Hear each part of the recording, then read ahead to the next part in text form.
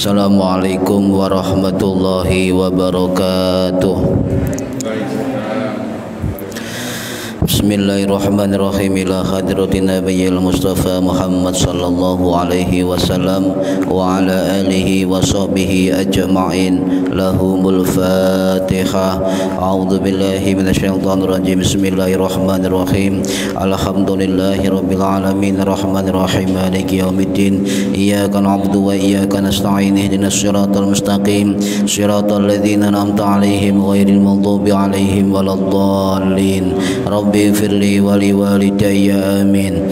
Hadiyatan minna ila arwahi masyayikhina wali muallimina wali murabbi ruhina wali man ajazana wali mursyidina wali ulamaina wali muassis nahdlatil ulama ajma'in wali awliya tis'ati wali songo ajma'in, khususan ila sultani awliya Syaikhul Qadir al-Jilani radhiyallahu an, wa khususan ila musannif kitab Bulughul Maram al-alama al-hafidh al-imam Ibnu Hajar al-Asqalani rahimahullah, wa usulihim wa furuhim wa azwajihim wa dzurriyyatihim wa li silsilatihim wa muhibbihim wa muridihim wa jam'iyyatihim radhiyallahu anhum. syaulillahi lana wa lahumul Fatihah. A'udzu billahi minasyaitonir rajim. Bismillahirrahmanirrahim. Alhamdulillahi rabbil alamin arrahmanir rahim maliki yaumiddin. Iyyaka na'budu wa iyyaka nasta'in. Ihdinas siratal mustaqim. Siratal ladzina an'amta 'alaihim ghairil maghdubi 'alaihim waladdallin. Rabbighfirli wa liwalidayya amin. Thumma ila abaina wa ummahatina wa jaddatina wa jaddatina wa ila ruhi man fataha hadhil qaryah wa man aqamaha wa li jami'il muslimina wal muslimat wal mu'minat al ahya'i minhum wal amwat ghafarahumullah. Lahumul Fatihah. A'udzu billahi minasyaitonir rajim. Bismillahirrahmanirrahim. Alhamdulillahi rabbil alamin arrahmanir rahim maliki yaumiddin. Iyyaka na'budu wa iyyaka nasta'in. Ihdinas siratal mustaqim. Siratal ladzina an'amta 'alaihim ghairil maghdubi 'alaihim waladdallin. Rabbighfirli wa liwalidayya amin. Astaghfirullah Rabbal baraya. Astaghfirullah minal khataya. Rabbi zidni ilman nafi'an wa wafiqni amalan salihah. Tambah suwe awak tambah tua, tambah suwe umur tambah sudah, tambah dunya lali sing kuwasa, tambah dosa mlebu neraka.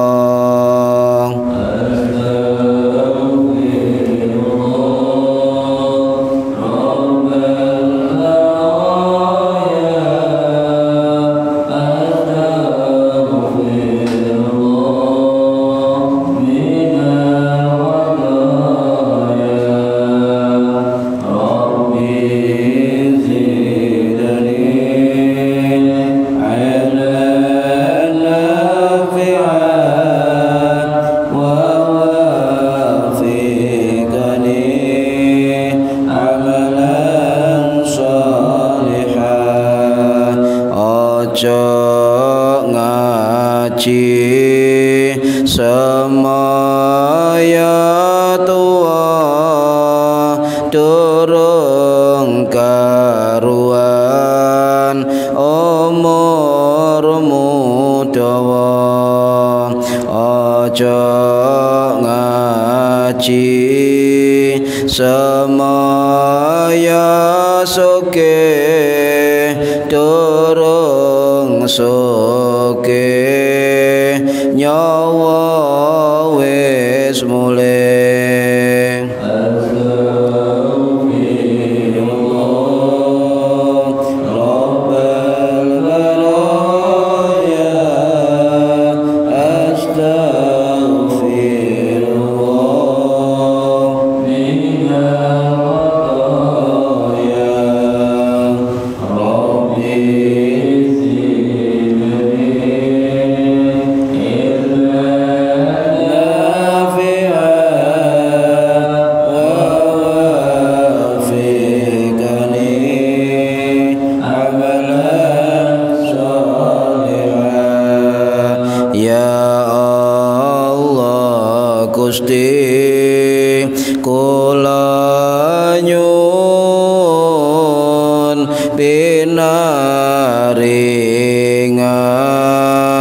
Kesang istiqomah ya Allah Gusti kula nyuwun menawi pecah husnul khatimah amin ya Allah amin ya Allah amin ya Allah amin ya Allah. Al-Fatihah. A'udzu billahi minasyaitonir rajim. Bismillahirrahmanirrahim. Alhamdulillahi rabbil alamin arrahmanir rahim maliki yaumiddin. Iyyaka na'budu wa iyyaka nasta'in ihdinas siratal mustaqim siratal ladzina an'amta 'alaihim ghairil maghdubi 'alaihim waladdallin. Rabbighfirli wa liwalidayya amin. A'udzu billahi minasyaitonir rajim. Bismillahirrahmanirrahim. Alhamdulillahi rabbil alamin. Allahumma salli wa sallim wa barik ala sayyidina Muhammadin wa ala alihi wa sahbihi ajma'in. Wa la haula wa la quwwata illa billahil aliyyil azim. Amma ba'du. Yang saya hormati para bapak, para ibu, jamaah rutin pengajian kitab Bulughul Maram, mudah-mudahan yang hadir dan yang mendengarkan mendapatkan barokah, maslahah, manfaat, wassa'adah, wassalamah, wassafa'ah fid dini wad dunya wal akhirah. Amin ya rabbal alamin. Mari yang belum niati thalabul ilmi lillahi ta'ala. Para hadirin yang saya hormati, halaman 13 hadis yang ke-10. Bismillahirrahmanirrahim. Wa an Anas bin Malik lan saking sahabat Anas bin Malik radhiyallahu muga-muga ngridani sapa Allahu Gusti Allah anhu marang sahabat Anas bin Malik. Kala ngendika sapa sahabat Anas bin Malik, jaa teka sapa Arabiyun wong Arab Badui pelosok. Fabala mongko nguyuh sapa Arabi fi ta'ifatil masjidi ing dalem sebagian masjid utawa pinggir masjid. Fazajarahu mongko ngelokno ing Arabi sapa annasu menungso. Fanahahu mongko nyegah ing menungso sapa Rasulullah sallallahu alaihi wasallam. Falamma qadha mongko tatkalane ngrampungaken sapa Badui baulahu ing uyuh Badui, amaron nabiyyu mongko merintahaken sapa Kanjeng Nabi Muhammad sallallahu alaihi wasallam bidanubin kelawan sak timba mimain saking banyu fa uhriqa moko den soaken apa banyu sak timba alaihi ing atase uyuh. Muttafaqun alaihi disepakati oleh dua ulama hadis yaitu Imam Bukhari dan Imam Muslim. Para hadirin yang saya hormati, ini tentang hadis orang Badui kencing di halaman masjid. Nah, sebelum saya menjelaskan tentang isi hadis, di situ ada wa'an Anas bin Malikin, dari sahabat Anas bin Malik radhiyallahu anhu. Beliau salah satu orang dekat Kanjeng Nabi Muhammad sallallahu alaihi wasallam, dan juga Anas bin Malik ini sejak usia 10 tahun itu sudah ikut Kanjeng Nabi Muhammad sallallahu alaihi wasallam. Sahabat Anas bin Malik ini, kita cerita tentang sahabat Anas bin Malik dulu nggih, biar kita lebih cinta kepada sahabat Nabi dan juga Nabi kita Muhammad sallallahu alaihi wasallam. Beliau wafat usia 709 Masehi di Basrah. Ya, sahabat yang terakhir meninggal di kota Basrah. Kalau sahabat Nabi yang meninggal keseluruhan paling terakhir itu sahabat Abu Tufail. Nah, Anas bin Malik ini dalam riwayat adalah keturunan dari Bani An-Najjar, bagian dari suku Al-Khadraj, suku besar dari Madinah. Beliau luar biasanya sebab beliau usia 10 tahun sudah ikut Nabi. Jadi kemanapun Nabi pergi itu diikuti oleh Anas bin Malik, baik di rumahnya, di mana membawa peralatan Kanjeng Nabi kemana-mana. Dan beliau akhirnya menjadi salah satu al-muhsinin fi riwayah, orang yang meriwayatkan hadis dari kalangan sahabat terbanyak nomor 3. Yang pertama niku sinten? Abu Hurairah, perawi hadis sahabat terbanyak, itu kurang lebih 5.400-an hadis. Kalau sahabat yang terbanyak kedua adalah sahabat Abdullah bin Umar, itu riwayat hadisnya sekitar 2.600-an hadis. Lah yang ketiga terbanyak adalah sahabat Anas bin Malik dengan hadis riwayatnya sebanyak 2.280-an hadis. Nih, okay. Lah gelar beliau kalau dalam dunia hadis atau sejarah itu, kalau sahabat Nabi yang tidak disebutkan Anas bin Malik atau Abu Hamzah, itu berarti adalah Anas bin Malik. Hadirin rahimakumullah. Nah, bapaknya beliau itu musyrik ya. Jadi bapaknya Anas bin Malik namanya Malik An-Nadhr bin Damdam ya Al-Khadraji, itu masih musyrik. Sebelum kedatangan Nabi Muhammad SAW ke Madinah, ibu Anas bin Malik sudah masuk Islam. Akhirnya suaminya ya menceraikannya. Kemudian Malik bin Nadhr ini pindah ke Syam dan meninggal dalam keadaan musyrik. Dan kemudian ketika Nabi datang ke Madinah, ibunya Anas bin Malik yang bernama Ummu Sulaim radhiyallahu anha atau Rumaisyah atau Al-Ghumaisah ya, macam-macam, itu menikah dengan Abu Talha Al-Ansari radhiyallahu an yang punya anak Abu Umair bin Abu Talha. Ini kalau cerita sahabat banyak, apalagi Anas ini luar biasa nanti para hadirin, luar biasa ya. Nah, kemudian ibunya itu bernama Ummu Sulaim, okay? Ummu Sulaim itu kalau dalam nama lain Ummu Rumaisyah atau Al-Ghumaisah. Ini sangat solehah sekali, sangat solehah sekali.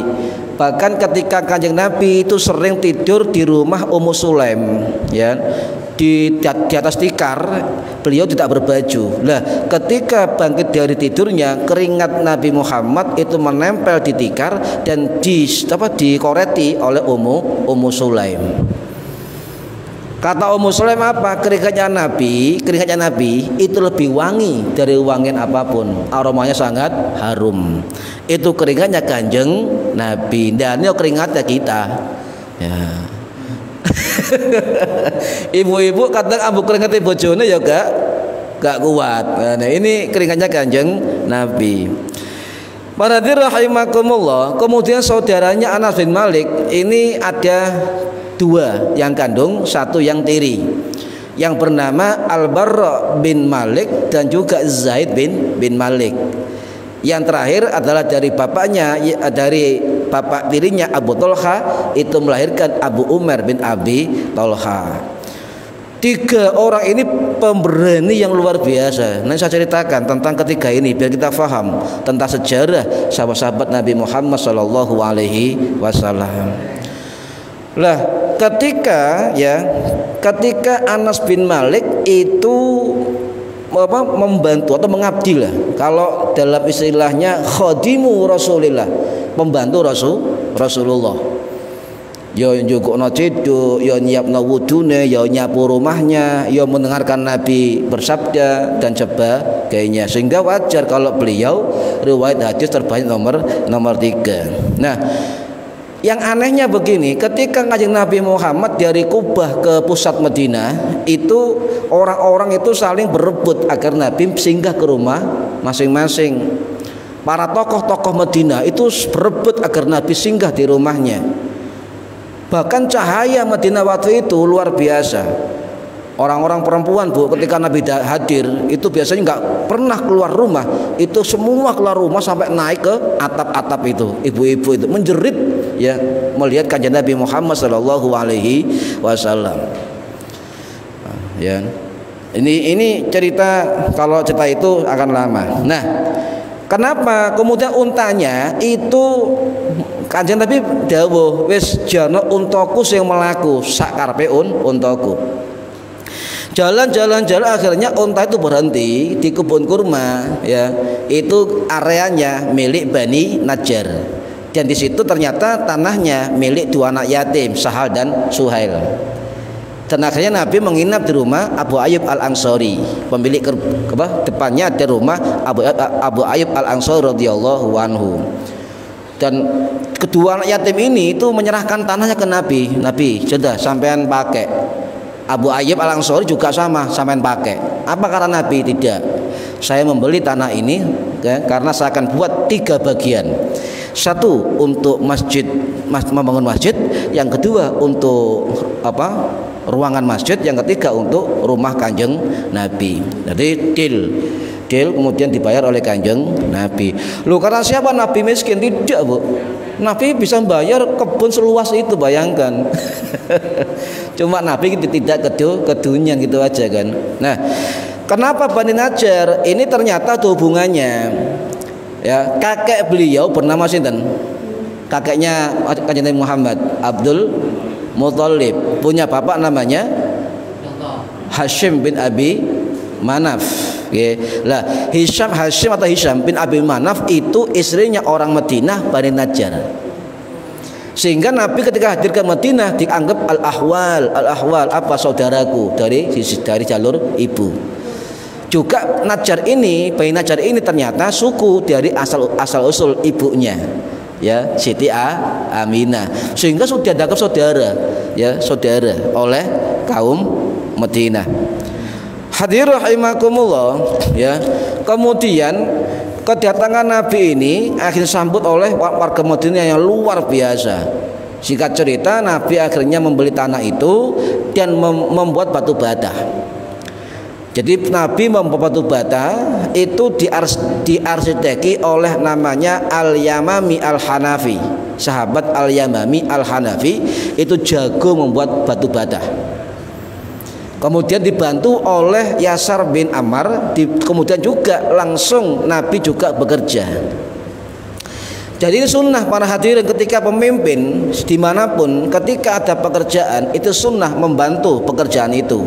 Sebab Nabi sendiri ketika pembuatan proyek Masjid Madinah beliau turun tangan sendiri, bahkan mengangkat batu bata. Ya.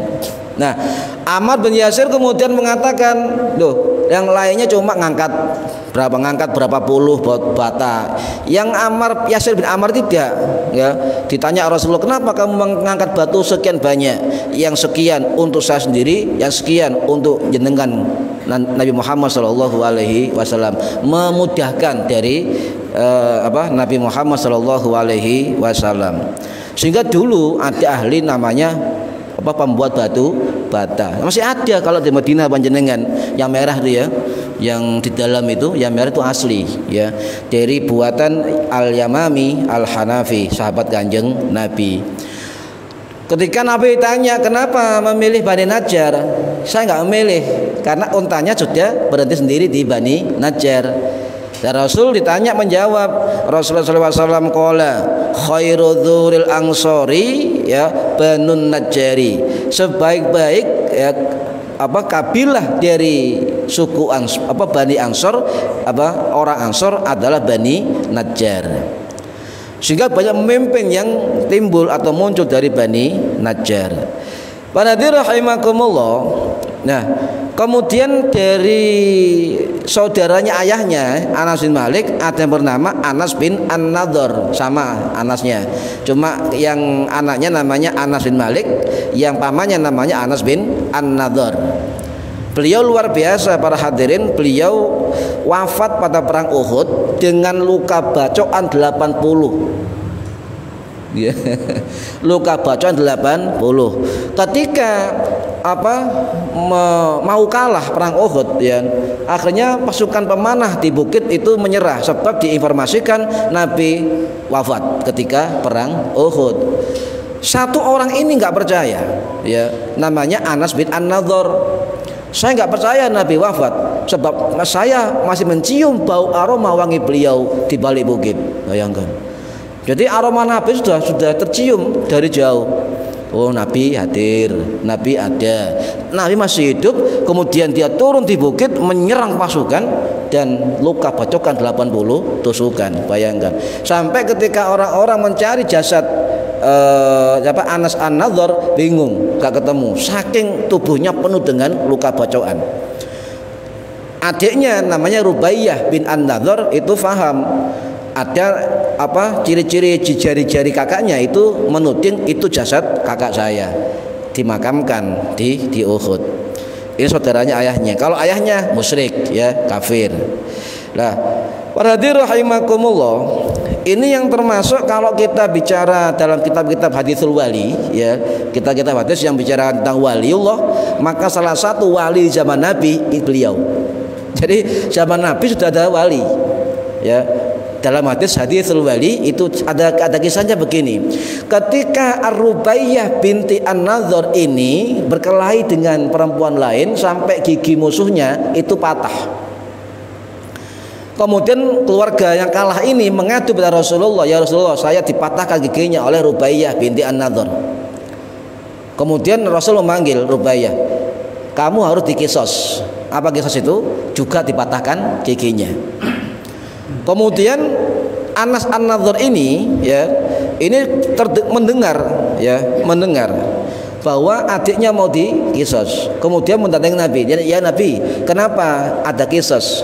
Nabi menjawab karena keluarganya nggak terima dan juga dia mematahkan gigi, maka juga dipatahkan giginya. Berlaku hukum kisos. Apa kata Anas An-Nadhr? Maka beliau mengatakan, demi Allah, dia tidak akan dipatahkan giginya. Jadi beliau mengatakan begitu. Nah, besok harinya tidak jadi kisos, Bu. Kemudian keluarganya menghampiri Anas An-Nadhr bahwa kami menerima ya, tidak menuntut lagi. Kemudian turun ya surat, saya lupa suratnya, bahwa ada orang yang sumpahnya itu sangat luar biasa. Dan Nabi juga mengatakan ada orang yang sumpahnya itu sangat luar biasa, mengakui. Nah, ini berarti Anas An-Nadhr salah satu dari orang yang luar biasa. Para hadirin rahimakumullah. Kemudian ada adiknya Anas bin Malik yang namanya Al-Barra bin Malik radhiyallahu an, yang wafat tahun 640 Masehi ya di Iran. Ini pemberani Pak, luar biasa. Ya, gak takut mati. Memang salah satu mengapa perang-perang Nabi menangan, karena pasukannya tidak berani sangat berani mati, gak wedi mati.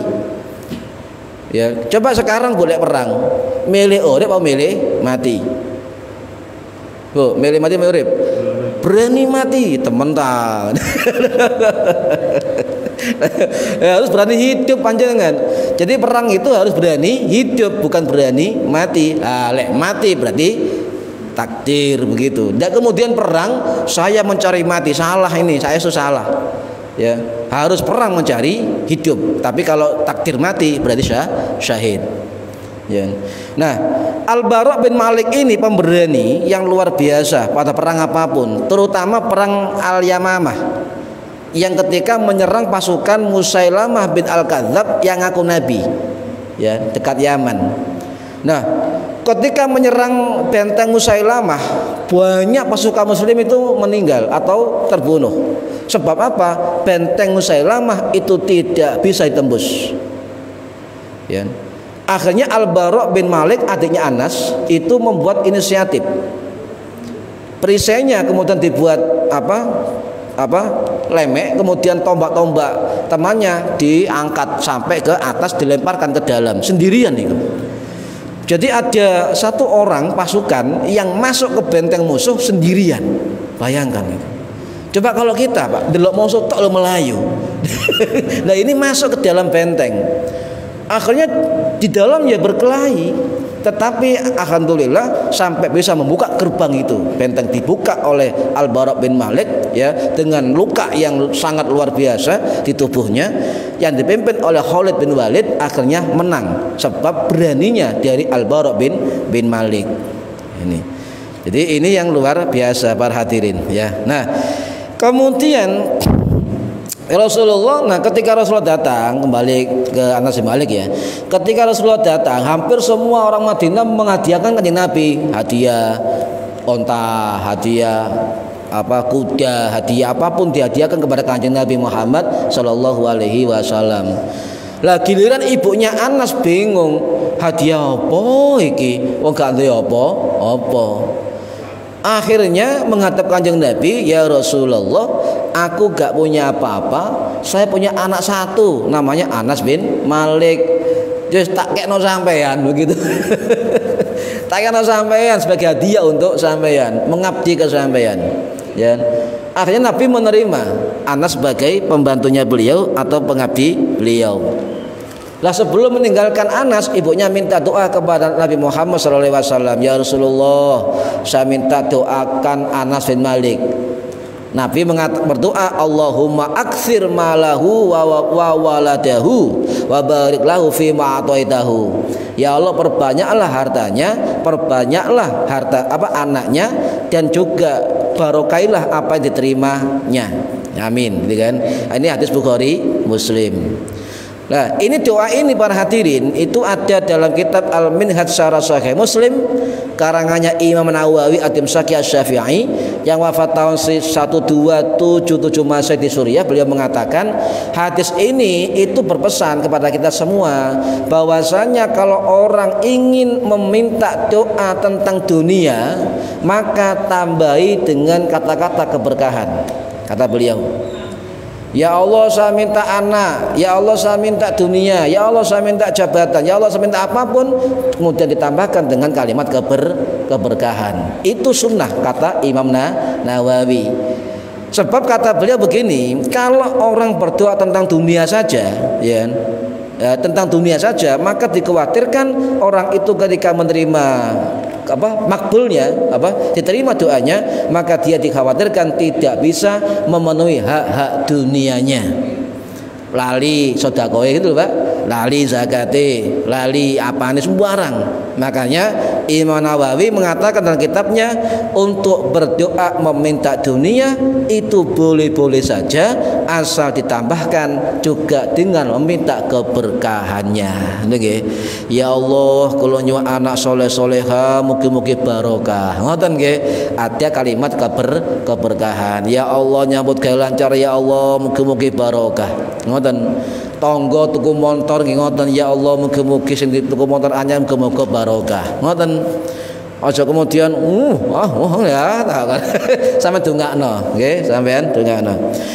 Para hadirin rahimakumullah, temenan Bu, dengan doanya Kanjeng Nabi, ya Allah perbanyak anaknya, perbanyak hartanya, temenan. Anaknya itu 80 orang. Ya itu anak, bahkan dalam kisah kitab lain itu dikisahkan Anas bin Malik saking tuanya itu pernah mengubur 125 anak dan cucunya. Kenapa? Sebab 125 orang yang dikubur oleh kakeknya itu terkena wabah taun, pandemi. Anak sahabat kena pandemi. Nah kita bukan siapa-siapa kok kendel. Ini ya. Jadi beliau mengubur anak cucunya yang berjumlah 125 orang karena wabah pandemi di Basrah atau di Syam. Nah, para dirahimah yang kedua, terkabulnya doa ini kebunnya Anas bin Malik. Kalau orang lain itu panennya sekali, ya, maka Anas bin Malik panennya 2 sampai 3 kali setahun. Loh, barokah nih. Jadi cara sama duit tambah, Pak. Itu berapa tambah itu kalau nguras? Setahun pinten? 2 kali. 3 kali. Panjenengan bisa 8 kali. Wah, iya kan? Ini Anas Malik sugih kaya sebab kebunnya 2 kali dalam setahun. Ini ya sugih anak, ya sugih dunya. Ini para hadirin rahimakumullah. Nah, kemudian ditanya oleh orang, ya Anas bin Malik, sampeyan kumpul sama Kanjeng Nabi, apa yang sampeyan kesankan dengan Nabi? Kata Anas bin Malik, selama saya berkumpul dengan Nabi sekitar 15 tahunan, satu pun Nabi tidak pernah marah walaupun saya salah. Tuh niki. Apet niki Bu, kula mboten saged ngoten estu. Jadi kumpul wong gak tahu ngamuk, kula mboten saged ya. Iki gak tahu ngamuk ya. Niru liyane mawon. Nek niru gak ngamukan mboten saged, ndak mampu nih. Ini lah. Kemudian karomah beliau para hadirin, Anas bin Malik setelah Nabi wafat, nggih. Setiap malam itu Anas bin Malik didatangi Nabi melalui mimpinya setiap malam. Saking rindunya kepada Nabi kita Muhammad sallallahu alaihi wasallam. Bahkan ketika satu malam ini Nabi nggak hadir dalam mimpinya, menangis Anas bin Malik. Ada apa? Ini. Nah, ada riwayat lain mengatakan Anas bin Malik setiap malam selain dia didatangi melalui mimpi oleh Kanjeng Nabi, juga kadang-kadang didatangi secara terjaga. Sadar. Wallahu a'lam. Cuma ini masyhur. Jadi salah satu sahabat yang setiap malam didatangi oleh Nabi melalui mimpinya adalah sahabat Anas bin Malik radhiyallahu anhu. Dan ya Pak, ya Allah, penpengi ditamoni Kanjeng Nabi.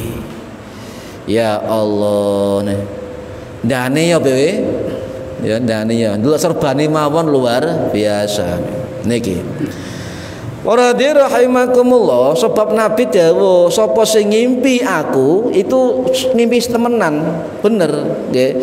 Wa man ra'ani fil manami, barang siapa yang bermimpi melihatku dalam tidur, faqad ra'ani haqqo, maka sungguh-sungguh dia melihat aku betul.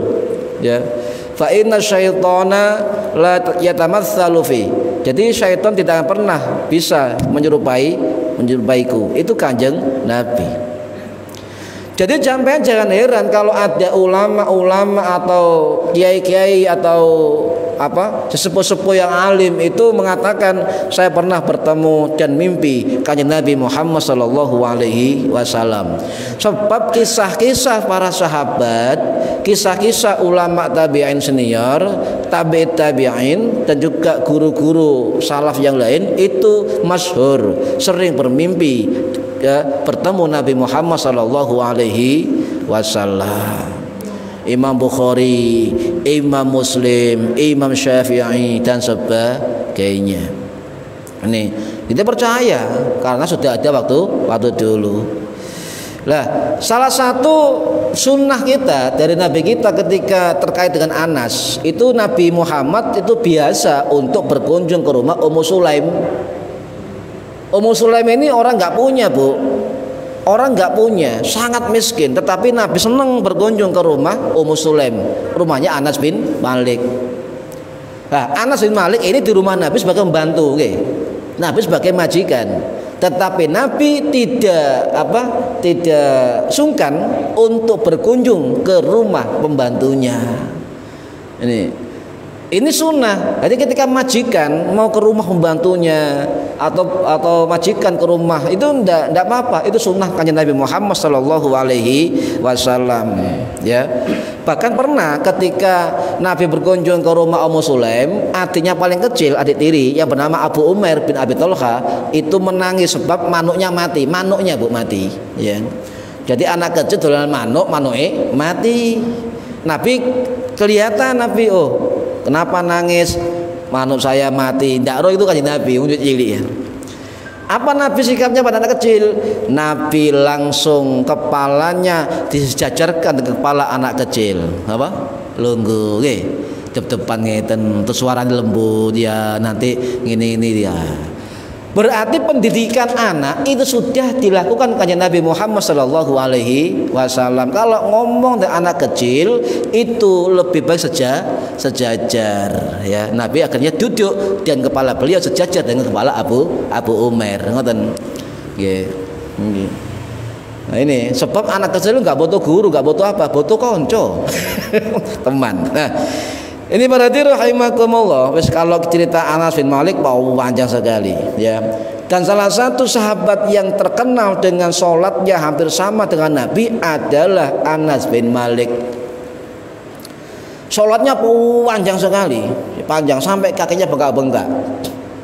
Kalau kita Bu, ya kesuwan le, kulwai le. Ini panjang sekali doanya. Dan ini ada kisah yang mungkin jarang kita dengar. Anas bin Malik ini itu pernah dikasih tongkat oleh kanjeng Nabi Muhammad Shallallahu Alaihi Wasallam. Dan kemana-mana Anas bin Malik setelah Nabi wafat selalu membawa tongkat itu. Dan setelah tua itu wasiat kepada anak-anaknya, kalau saya meninggal tongkat Nabi tolong kuburkan dengan saya. Loh.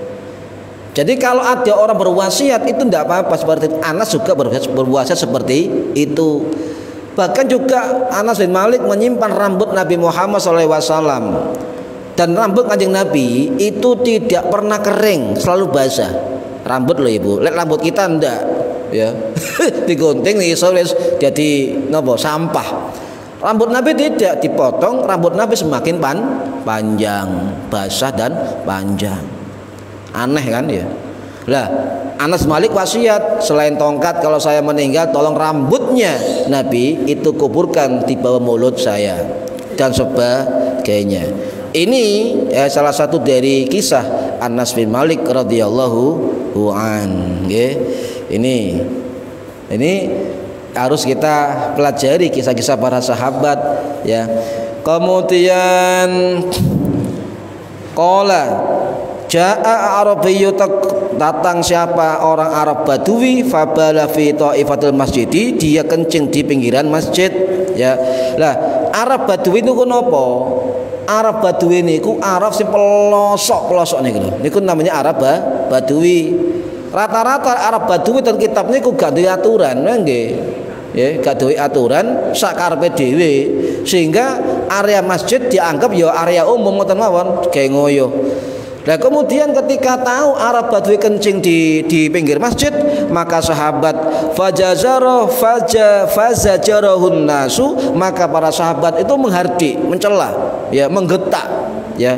Maka fanahahum, maka Nabi mencegah mereka. Apa?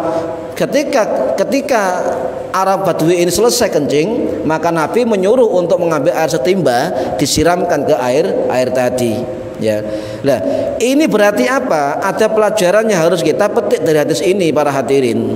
Ya, nah apa pelajarannya? Kalau ada yang kotor atau najis maka segera dibersihkan. Ya, terutama di musola atau masjid. Sebab ini thaharah nomor 1 di masjid. Ya. Kemudian ya siapa yang tahu ada najis ya itu harus dibersihkan. Tidak usah kemudian nunggu pengurus. Ya misalnya di situ ada tai ayam, bersihkan. Nanti saya akan sebutkan pahala orang yang bersihkan kotoran di masjid atau musola. Ya. Nah kemudian ketika ada orang kencing di pinggir masjid maka Nabi tidak marah. Ya. Mengapa Nabi tidak marah, bersikap lemah lembut terhadap orang Badui? Sebab Nabi itu lemah lembut terhadap orang yang tidak tahu. Ya, nggak ngerti disalahno, jangan. Ya, berarti Nabi mengajarkan pendekatan orang nggak tahu itu lebih baik dengan lemah lembut. Dan hadis ini itu ada dua. Apabila ada dua keburukan, ya satu keburukan orang Badui kencing, ya yang kedua orang ngamuk, nggih. Ngoyo nak kono. Nah, Nabi dari hadis ini kita bisa pelajari, Pak. Ada kandungan yang luar biasa hadis ini. Kenapa? Dua keburukan terjadi, maka pilih keburukan yang lebih ringan. Ya. Apa maksudnya? Contoh, ya. Jika air kencing itu keburukan ya. Orang ngoyoh, orang kencing itu suatu keburukan. Tetapi mencegah orang kencing yang belum selesai juga lebih buruk. Ngoten Nabi. Lho nggih, coba orang ngoyo, Pak. Bu, ana ngoyo. Sampeyan seneni mandek gak ayune? Ya gak mandek. Jenenge ngoyo. Lah Nabi paham itu. Akhirnya Nabi dari situ kita ambil pelajaran. Ternyata ketika kita tegur, ya ketika orang kencing itu lebih besar buruknya. Mengapa? Kita tegur orang itu tidak mungkin memutus kencingnya, pasti itu. Yang kedua, lah ditegur dilokno itu akan banyak yang terkena najis, mobat, mabit tambahan. Ya kan? Yang ketiga, nanti pakaiannya terkena najis. Nah ini hadis ini perlu dipahami seperti ini, kan? Oh Nabi luar biasa. Tuntaskan dulu, ya. Falamma qadha, maka setelah selesai kencingnya, maka ambilkan setimba air, ya, dan siramkan ke atasnya. Ini pelajaran luar biasa. Kalau misalnya orang kencing sama tegur, ayo kono, coba arek cilik Bu nggih, arek cilik ngoyo ngoten nggih. Ayo anak sapa iku? Cara ngono Melayu apa gak, Bu? Melayu tok ayone mari apa gak? Gak mari, dapat tambah gak karuan mau banget. Kocar kacir itu kan. Jadi Nabi cerdas. Berarti apa? Berarti untuk menangani sesuatu kita jangan mempersulit diri. Bukan mempertajam permasalahan, tetapi bagaimana mencari solusi. Nah ini. Wis mari ya mari, ayo golek solusi yang terbaik. Ini hadis Kanjeng Nabi luar biasa nih kan. Ya, wong ngoyo ditegur ya gak iso ya. Lah, ketika jam berapa ini? Ketika panjenengan ana najis nang masjid, nggih Bu, aja ngenteni hiji-hiji ngono kan. Langsung bersihkan. Ada keutamaan luar biasa. Ada 3 keutamaan orang yang biasa untuk membersihkan masjid atau tempat sholat atau musola. Ya. Napa? Dosanya akan diampuni Allah. Nah ini. Tapi kudu istiqomah panjenengan, ya. Mari ngaji, dosaku disepuro Gusti Allah, tak nang musala ngresiki kotoran. Mboten, nggih. Harus istiqomah dan ikhlas. Kenapa? Ada riwayat sahabat Abu Sa'id Al-Khudri radhiyallahu an yang wafat tahun 693 Masehi di Madinah. Ini tercantum dalam kitab Lubabul Hadis karya Imam As-Suyuti rahimahullah yang wafat tahun 1505 Masehi di Mesir. Apa hadisnya? Ya, man akhraja qadaratan minal masjidi bi qadri ma yaduru fil aini akhrajahullahu ta'ala min a'zami dzunubihi. Barang siapa yang mengeluarkan kotoran dari masjid dengan pandangan mata yang kelihatan, ya, maka Allah akan mengeluarkannya min a'zami dzunubihi, dosa-dosa besarnya. Nah ini riwayat hadis, ya. Hadis ini kata ulama ada mengatakan dhaif, ya, ada mengatakan hasan. Tetapi dari sini kita ambil hikmahnya. Oh ternyata ada sesuatu yang utama ketika orang membersihkan kotoran di masjid atau musola. Nomor kali napa keutamaane? Orang yang biasa membersihkan masjid atau musola itu akan mendapatkan tempat di surga. Dan aku ya iso ngersiki ngono ae. Nah, enggak gampang nih saestu, ya. Lah man akhraja idzan minal masjidi banallahu lahu baitan fil jannah. Ini riwayat sahabat Abu Sa'id Al-Khudri radhiyallahu an. Dalam kitab Lubabul Hadis, barang siapa yang mengeluarkan sebuah kotoran dari masjid, banallahu lahu, maka Allah akan membangunkan baginya apa? Baitan, satu rumah, fil jannati, di dalam surga. Niki ya, subhanallah. Jadi sing aktif nang musala pun ya, ayo semangat ini kan, semangat Allah dekat dengan orang-orang yang membersihkan masjid dan musala. Yang ketiga nopo? Orang yang membersihkan masjid, yang biasa membersihkan masjid atau tempat sholat atau musala, maka dia mendapat tempat yang khusus dari Nabi kita Muhammad sallallahu alaihi wasallam. Ada sebuah kisah riwayat sahabat Abu Hurairah radhiyallahu an yang wafat tahun 678 Masehi di Baqi Madinah. Ya, fi qissatil mar'ati, fi qissatil mar'ati, ada kisah seorang perempuan ya, allati kanat taqumul masjidah, dia selalu membersihkan masjid ya. Lah ketika Nabi gak ketok, Bu. Jadi ada perempuan hitam, negro, yang tiap hari selalu bersihkan masjid ya. Nah, ini marbot. Jadi ada marbot Masjid Nabawi, namanya Ummu Mahjan. Tiap hari bersihkan masjid, daun-daunan bersihkan. Nah, itu seolah-olah diremehkan oleh banyak orang. Tapi ketika Ummu Mahjan ini enggak kelihatan di depan Nabi, Nabi tanya, ya. Fas'al anha, ya. Faqalu matat. Di mana Ummu Mahjan? Matat, mati. Ya. Nabi marah, Pak. Nabi marah ya, dengan merah padam Nabi bertanya, afala kuntum adantumuni, ya. Kenapa kamu enggak ngabari saya? Ya, ini kan. Ya, faka'annahum saghuru amruha, seolah kamu semua meremehkan dia. Loh, ini kanjeng Nabi ini meremehkan dia, tukang sapu masjid. Akhirnya apa? Faqala dalluni ala qabriha, dudukkan aku kuburane. Ya, fadluhu, maka sahabat menunjukkan kuburnya, fa shalla 'alaiha, maka salat Nabi di atas kuburannya. Boleh salat di kubur yang meninggal dunia, cuma gak umum. Coba Pak Marzuki ya, bisa telat nyembayangi wong mati ya, main luar kota mulai sembayang no kuburane. Coba viral mboten? Wih, Pak Marzuki sholat kuburan. Boleh itu, asal tahu tata caranya. Niki. Nah, ini kitab ini kisah masyhur. Lah, sak mantune ngoten mari disiram, wis mari kabeh, Badui dipanggil Nabi, panggil. Hei Badui sini ya. Nabi dawuh, hei Badui, saat teman masjid ini itu tidak pantas untuk membuang benda najis atau kotoran, sebab masjid ini dibangun untuk tempat zikir, tempat sholat dan membaca Al-Quran. Akhirnya Badui itu akhirnya tobat. Tobat dan akhirnya menjadi salah satu pejuang yang membela Rasulullah. Loh, Allah iki mae ngoten. Ya, niki para hadirin rahimakumullah. Nggih. Pun jaminan niki. Lanjut nih.